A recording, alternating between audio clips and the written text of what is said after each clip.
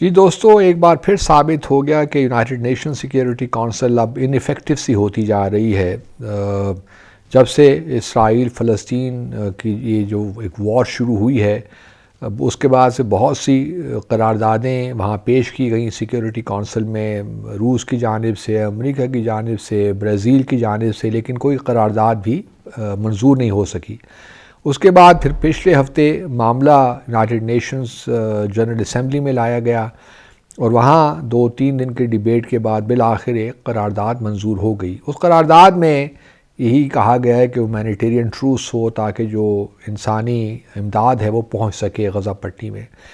اس قرارداد کے حق میں 120 ووٹ آئے، اس کی مخالفت میں 14 ووٹ آئے اور 40 سے زیادہ ممالک نے اس ووٹنگ میں حصہ ہی نہیں لیا۔ جن ممالک نے مخالفت کی اس میں امریکہ سر فہرست ہے، اسرائیل ہے، ایکواڈور ہے اور باقی چھوٹے چھوٹے ممالک ہیں۔ انٹرسٹنگ بات یہ ہے کہ جہاں برطانیہ نے اس قرارداد میں حصہ نہیں لیا اس کی ووٹنگ میں، وہاں فرانس نے اس ووٹنگ کو سپورٹ کیا۔ فرانس میں ہم جانتے ہیں ڈیمانسٹریشنز بھی کچھ روکے گئے، ایک گڈ ول ہے پیلسٹائن کے لیے، تو اس وجہ سے شاید حکومت نے سوچا ہوگا فرانس کی کہ بھئی اس قرارداد میں کوئی ایسی چیز تو ہے نہیں، تو اس وجہ سے اس کو منظور کرنے میں کوئی حرج نہیں ہے۔ لیکن برطانیہ، گو کہ برطانیہ کی حکومت بلکہ پچھلے 2 دن پہلے بہت زبردست کل ڈیمانسٹریشن ہوا as a matter of fact, اور لنڈن میں بہت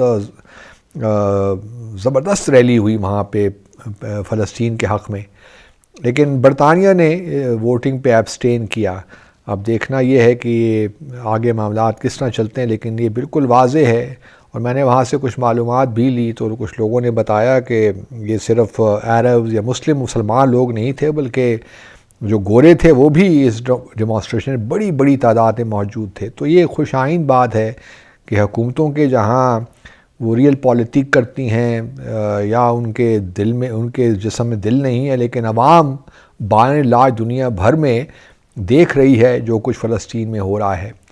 دوسری طرف بھارت نے توقعات تو یہی تھیں، لیکن کچھ لوگوں کا یہ کہنا تھا کہ بھارت شاید اس قرارداد کے حق میں ووٹ دے، اگر فرانس دے سکتا ہے تو بھارت کیوں نہیں؟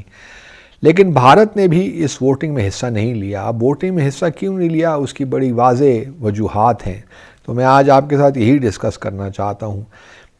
بھارت، جب سے بھارت اور اسرائیل کے درمیان تعلقات قائم ہوئے 1992 میں شاید، اس وقت سے لے کر آج تک اسرائیل اور بھارت کے درمیان بڑے گہرے مراسم ہیں، یا پچھلے اور ہر اسفیئر میں ہیں، ہر واک آف لائف میں ہیں۔ اگر آپ دیکھیے تو بڑی ان کی اسٹریٹجک کوآپریشن ہے ہر معاملے میں۔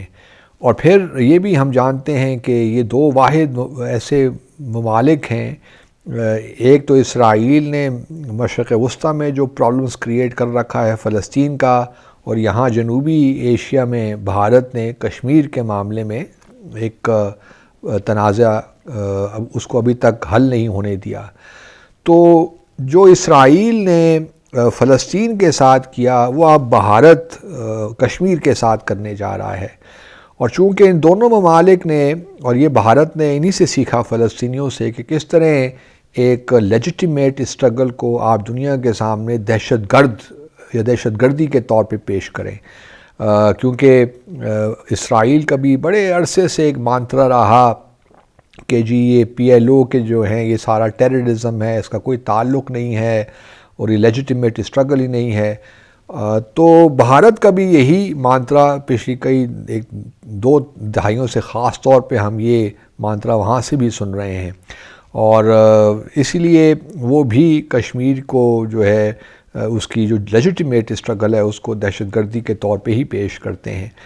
اب جب یہ 7 اکتوبر کو فلسطین نے یا حماس نے حملہ کیا اسرائیل پہ، اور تو اس کے بعد کچھ دنوں کے بعد ہم نے دیکھا کہ پرائم منسٹر مودی نے ایک ٹویٹ کیا، اور اس ٹویٹ میں اس حملے کو دہشت گردی قرار دے دیا، اور کوئی بات نہیں کی فورن آکوپیشن کی، کہ اسرائیل کے foreign occupation is the root cause, یا جس طرح UN سیکریٹری جنرل نے بڑے واضح طور پہ کہا کہ یہ 7 اکتوبر کو جو واقعہ ہے یہ کوئی خلا میں تو نہیں ہوا، اس کی پوری تاریخ ہے. تو اسرائیل کس طرح اپنے آپ کو ایبزارب کر سکتا ہے کہ جی میرا اس میں معاملہ، اصل جڑ تو جو ہے وہ فورن آکوپیشن ہے. تو لیکن چونکہ بھارت کو یہ خطرہ تو ہے، یا ان کے پیش نظر یہ بھی ہے کہ وہ جو پوزیشن فلسطین کے معاملے میں لیں گے تو کہیں ایسا نہ ہو کہ ان کا اپنا جو کشمیر کا جو معاملہ ہے وہ کہیں وہ انڈرمائن نہ ہو. تو وہ بالکل ایک لحاظ سے اسرائیل کے ساتھ ہی کھڑے ہیں. اور اس لیے گو کہ ایک امپورٹنٹ بات یہ ہے کہ ابھی تک بھارت نے حماس کو آفیشلی ٹیررسٹ آرگنائزیشن قرار نہیں دیا. اب بھارت پہ ایک پریشر بلڈ تو ہو رہا ہے اسرائیل کی جانب سے بھی کہ بھئی آپ اس کو ٹیررزم کہتے ہیں اور حماس کو آپ ٹیررسٹ آرگنائزیشن نہیں اس کو ڈکلیئر کرتے. تو یہ بھی ایک کانفلکٹ ہے بھارت کی پوزیشن میں. اب دیکھنا یہ ہے کہ بھارت حماس کو کب لیکن ساتھ ساتھ یہ بھی یاد رہے کہ جب مودی صاحب کے جو پوسٹ تھی ان کے بعد ایکس پہ جو انہوں نے پوسٹ کی، اس کے بعد پھر بھارت کے وزارت خارجہ نے ذرا ریٹرک کو ذرا اپنی پوزیشن کو تھوڑا سا مائلڈ کرنے کی کوشش کی. اس میں وہاں انہوں نے 2 اسٹیٹ سلوشن کی بات کی، فلسطین کی بات بھی کی، کچھ ہیومینیٹیرین اسسٹنس کی بات بھی کی. تو یہ بھارت کا ہمیشہ سے وتیرہ رہا ہے کہ وہ دونوں سائڈ سے کھیلتا ہے. لیکن اب بھارت کی چالاکیاں جو ہیں یہ آہستہ آہستہ سامنے آ ہی رہی ہیں کہ بھئی اس طرح نہیں ہو سکتا کہ you have your cake and eat it too. یہ والی بات اب ختم ہوگی اور ہونی چاہیے. تو بھارت کا معاملہ اب یہی ہے کہ وہ جو اسرائیل نے فلسطین کے ساتھ کیا وہی ٹریجیکٹری دیکھیے آپ کو نظر آتی ہے، کس طرح وہاں پہ ڈیموگرافی، وہاں پہ ہندوؤں کو وہاں سیٹل کرنا چاہتے ہیں. جس طرح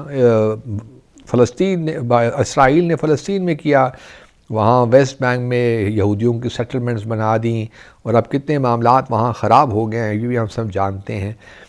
تو یہی کام بھارت بھی کرے گا اور کر رہا ہے. As a matter of fact کیا کرے گا، کیا کر رہا ہے. اور تقریباً آپ یوں کہہ لیجئے کہ 4 ملین کے قریب بھارت کے باشندوں کو انہوں نے ڈومیسائل ایشو کیے ہیں کہ آپ جا کے مقبوضہ جموں اور کشمیر میں سیٹل ہو جائیں.